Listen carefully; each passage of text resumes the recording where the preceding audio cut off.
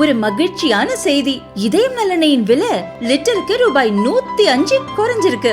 September 2023ல 1 litre இதயம் நல்லெண்ணெயின் அதிகபட்ச விலை ரூபாய் 503. ஆனா இப்ப 1 லிட்டர் இதயம் நல்லெண்ணெயின் விலை ரூபாய் 398 மட்டும்தான் தமிழ்நாட்டுல. அப்ப இனிமே எல்லாரும் இதயம் நல்லெண்ணெய் வாங்கலாம் இல்ல? வணக்கம், இது உலகம் இன்று.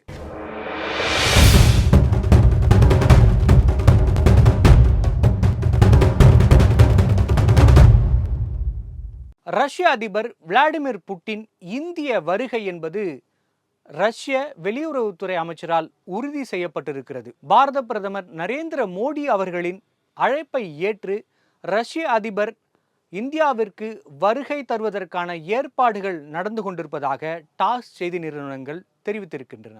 இந்த வருகை என்பது ரஷ்யா இந்தியாவிற்கு இடையேயான உறவுகள் மேம்படும் என்று கருதப்படுகிறது. சுதந்திரத்திற்கு பிறகு 1947 இருந்தே இந்தியாவிற்கும் ரஷ்யாவிற்குமான உறவுகள் என்பது ஆரம்பித்திருக்கிறது. அது குறிப்பாக பொருளாதாரம், இராணுவம் மற்றும் கலாச்சாரம் அடிப்படையில் இந்த உறவுகள் ஏற்பட்டிருந்தது. அப்படியான நிலைமையில் ரஷ்யா இந்திய உறவு என்பது இப்பொழுது மேலும் வலுப்பெறத் தொடங்கும் என்கிற கருத்தாக பார்க்கப்படுகிறது. ஏற்கனவே இந்தியாவிற்கும் ரஷ்யாவிற்கும் இடையில் உள்ள துறைகளில் குறிப்பாக அணுசக்தி, இராணுவ உபகரணங்கள் மற்றும் விண்வெளி ஆராய்ச்சியில் மிக நெருங்கிய ஒப்பந்தங்கள் இருக்கிறது. அப்படியான சூழ்நிலையில் விளாடிமிர் புட்டின் அவர்களின் வருகை என்பது இப்பொழுது இருக்கிற அரசியல் சூழ்நிலையில் முக்கியத்துவம் வாய்ந்ததாக கருதப்படுகிறது.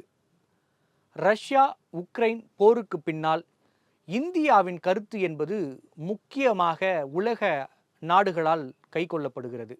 அதேபோல இந்திய பெருங்கடலில் பாதுகாப்பு மற்றும் வணிகங்கள் குறித்தான நிறைய ஒப்பந்தங்கள் ஆவதற்கான நிறைய வாய்ப்புகள் இருப்பதாகவும் பார்க்கப்படுகிறது. குறிப்பாக எரிசக்தி துறையில் எண்ணெய், நிலக்கரி, எரிவாயு உள்ளிட்ட விஷயங்களில் ரஷ்யாவும் இந்தியாவும் எப்படி பயணிப்பது என்பதை பார்ப்பதற்கான வாய்ப்பாக புடினின் இந்த வருகை மூலம் இந்தியாவிற்கும் ரஷ்யாவிற்குமான உறவுகள் மிகவும் மேம்படும். அதை குறித்த அறிவிப்புகள் வெளியாகலாம் என்று எதிர்பார்க்கப்படுகிறது.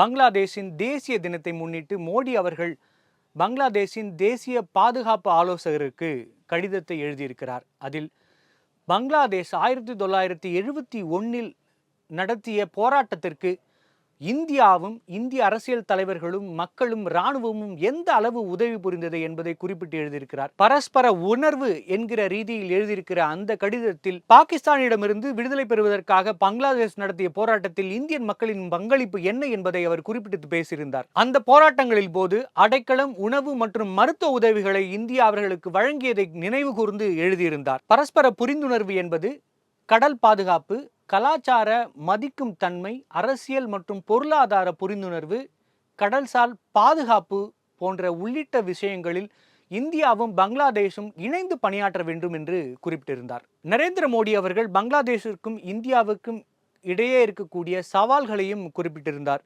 குறிப்பாக நீர் மேலாண்மை, அரசியல் மற்றும் கலாச்சாரம் போன்றவற்றை குறிப்பிட்டிருந்தார். குறிப்பாக நதி நீர் மேலாண்மையில் இரு நாடுகளுக்கும் சிக்கல் ஏற்படக்கூடிய வாய்ப்பு இருப்பதையும் அவர் குறிப்பிட்டிருந்தார்.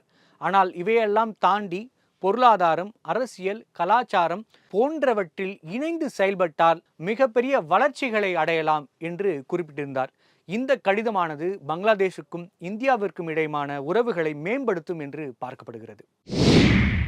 அமெரிக்காவின் F-35 விமானம் என்பது $80 மில்லியன் என்ற விலைக்கு வாங்க வேண்டியிருக்கும் என்கிற ஒரு முக்கிய கருத்து அதில் பார்க்கப்படுகிறது. அது மட்டுமல்லாமல் பல்வேறு காரணங்களால் இந்த F-35 விமானம் என்பது இந்திய அரசால் நிராகரிக்கப்பட்டிருக்கிறது. $80 மில்லியன் வாங்கினாலும் $100 மில்லியன் மேலாக பராமரிப்பு செலவு செய்ய வேண்டி வரும்.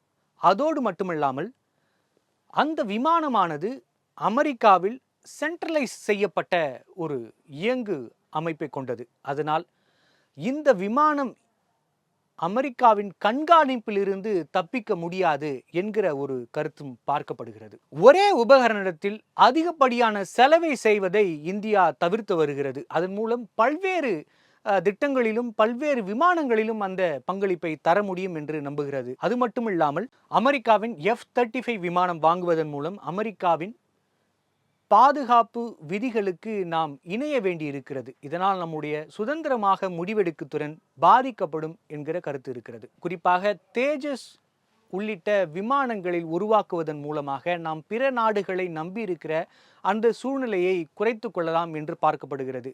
அது மட்டும் இல்லாமல் ரஃபேல், சுகாய் உள்ளிட்ட மற்ற நாடுகளின் தயாரிப்பு வைத்து கொண்டிருக்கிற நிலையில் அமெரிக்காவின் F-35 வாங்கும்போது இவைகளை ஒருங்கிணைக்கும் பணி என்பது மிகவும் சிக்கலாக மாறிவிடும் என்கிற காரணத்திற்காகவும் இது தவிர்க்கப்பட்டது நல்லது என்கிற கருத்தை பார்க்க முடிகிறது. குறிப்பாக கில் ஸ்விட்ச் என்று சொல்லக்கூடிய அந்த வசதியின் மூலம் அமெரிக்கா அந்த போர் விமானத்தை முழுவதுமாக செயலற்றதாக ஆக்கிவிட முடியும் என்கிற ஒரு கருத்து இருக்கிறது.